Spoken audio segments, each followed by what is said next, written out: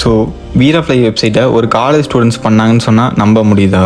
ஆமாம் guys, college students தான் பண்ணாங்க. பட் அவங்களுக்கு ஃபஸ்ட் இயரில் எல்லாம் கோடிங் நாலேஜ் கோடிங்னால என்ன ஐடியான்னு தெரியாது.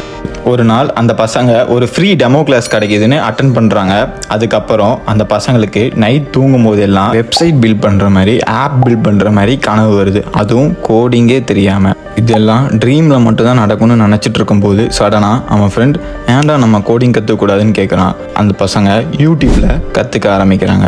அவங்க யூடியூப்பில் கற்றுக்க ஆரம்பிக்கும் போது 1 to 2 weeks நல்லா கற்றுக்குறாங்க. அதுக்கப்புறம் இன்ட்ராக்டிவாக இல்லாதனால போரிங்காக இருக்குது அண்ட் டிஸ்ட்ராக்ஷன் இருக்கிறனால அவங்களால கற்றுக்கவே முடியல. ஸோ அந்த பசங்க ஆன்லைன் அண்ட் ஆஃப்லைனில் ஃபீஸ் கட்டி கோடிங் கற்றுக்க ஆரம்பிக்கிறாங்க.